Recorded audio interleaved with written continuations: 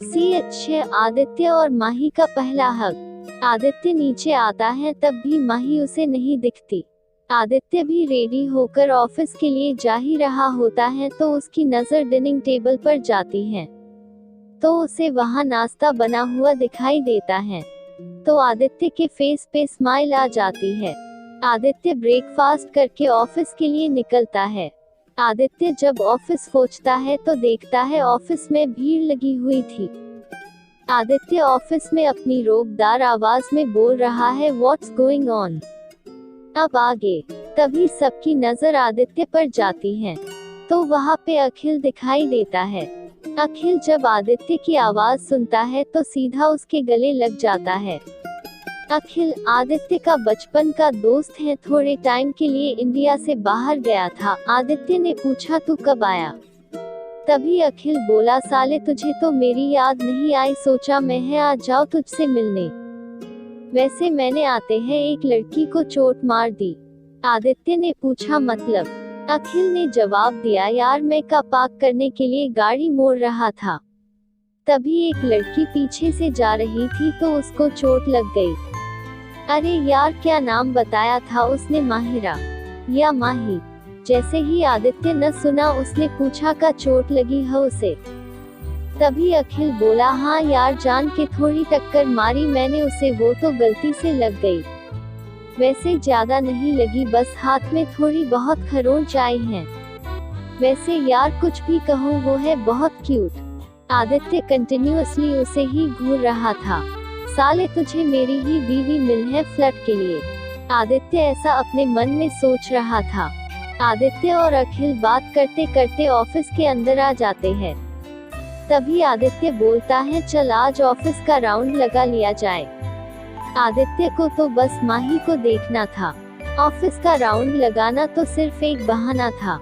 Aditya first floor से start करते हुए नेक्स्ट फ्लोर की तरफ जाता है। आज ऑफिस की सारी लड़कियां बस आदित्य को ही देखे जा रही थी।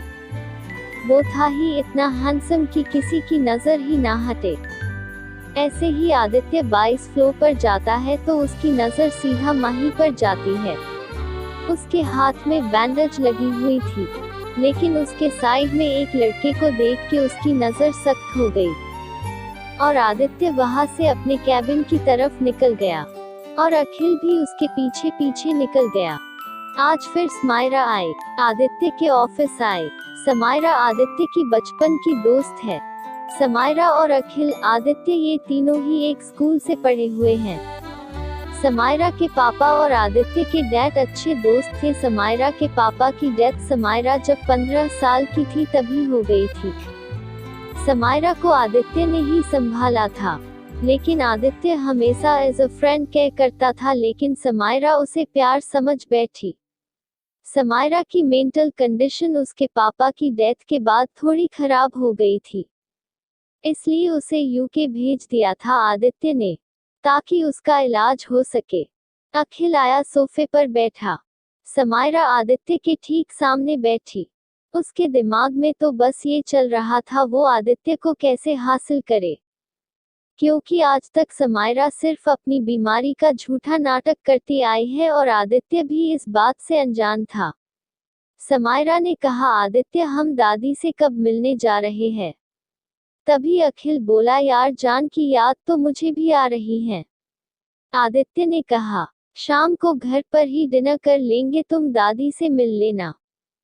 तभी अखिल बोला आदित्य तू शादी कब कर रहा है? यार मुझे तो मेरी वाली मिल गई। आदित्य ने बोहे उठा के देखा जैसे प्यूकना चाह रहा हो, कौन है वो? अखिल बोला यार तू जनता है उसे, मेरी माही। बस इतना ही सुनना था कि आदित्य का फेस इस वक्त सख्त हो गया था। उसने बोला साले यहाँ जिस काम से आया है वो काम कर और निकल। अखिल ने मुंह बनाते हुए कहा हाँ जा रहा हूँ और वहां से निकल जाता है। आदित्य समायरा से बोलता है तुम भी जाओ, मुझे कुछ अर्जेंट काम है, शाम को डिनर पे मिलते हैं। समायरा भी ओ बोल के निकल जाती है। आदित्य माही को लेकर सोचने लगता है। आदित्य कोई डिसीजन नहीं ले पा रहा था। तभी कैबिन में जोसेफ आता है और बोलता है बॉस आपके कैबिन में कुछ चेंजेस कराने हैं। तो आपको 26th फ्लोर पे शिफ्ट होने होगा कुछ दिन। तभी आदित्य सोच के बोलता है, नहीं मैं 22 फ्लोर पर शिफ्ट होऊंगा। जोसेफ ऑफ बॉस बोल के निकल जाता है। शाम का टाइम था। माही ऑफिस से निकलती है तो उसे आदित्य दिखता है। माही उसे इग्नोर करके जाने लगती है।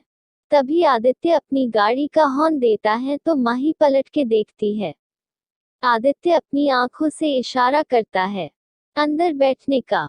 माही गाड़ी में बैठती है और आदित्य उसे सीधे प्लेस ले जाता है। इस बीच दोनों के बीच कोई बात नहीं होती। माही हमेशा की तरह गाड़ी के बाहर देख रही होती है। तभी आदित्य की नजर माही की चोट पर जाती है। आदित्य उससे पूछता है, तुम्हारी चोट कैसी है? माही जवाब देती है, ठीक है, ज्यादा चोट नहीं आई। वो मेरी ही गलती थी, मैंने जल्दी में ध्यान नहीं दिया। आदित्य ने बोला, आगे से देखकर चला करो, तुम्हें चोट ज्यादा भी लग सकती थी। माही की आंखों में से आंसू निकलने लगे। उसने अपना मुंह दूसरी साइड कर लिया। आदित्य ने उसे घर छोड़ा और खुद जाने लगा। तभी माही बोली, आप अंदर नहीं आ रहे? आदित्य ने ना में गर्दन हिलाते हुए बोला, मैं आज दादी से मिलने जा रहा हूँ, तुम खाना खा के सो जाना। माही ने कोई जवाब नहीं दिया, बस आदित्य को जाते हुए देख रही थी। आदित्य अपने साइड मिरर से माही को देख रहा था। कहने को वो पति पत्नी थे, लेकिन पति पत्नी जैसा कुछ नहीं था दोनों के बीच। इधर आदित्य अपने घर पहुंचता तो अखिल और समायरा पहले ही पहुंच गए थे और दादी से भी मिल लिए थे। आदित्य दादी के आके गले लगता है तो दादी बोलती है, मैंने तुझसे कुछ मांगा था, मेरी इच्छा पूरी कर दे, एक पोत बहू ला दे। आदित्य ने जवाब दिया, वन दादी। और समायरा मन ही मन खुश होने लगी। कहीं ना कहीं समायरा को ये था कि आदित्य उसकी ही बात कर रहा है। इस बात पर दादी भी बहुत खुश होती है कि उनका पोता बहू लाने वाला है। आदित्य बोलता है, चलो सब खाना खा लो। इधर माही के हाथ में फोन था। उसको अकेले इतने बड़े घर में डर लग रहा था। वो आदित्य को कॉल करने का ट्राई करती है। आदित्य का फोन साइलेंट था तो उसे माही की कॉल्स नहीं दिखी। माही ने 3-4 कॉल्स की, लेकिन आदित्य ने रिसीव नहीं की। माही रूम में ब्लैंकेट ओढ़ के सो गई। इधर आदित्य ने जब खाना खा लिया तो अपने फोन को देखा, उसमें माही की 3 एलएस थी। आदित्य ने कॉल बैक किया तो माही ने कॉल उठाया और रोते रोते बोली, हेलो। आदित्य ने जवाब दिया, क्या हुआ, रो क्यों रही हो तुम?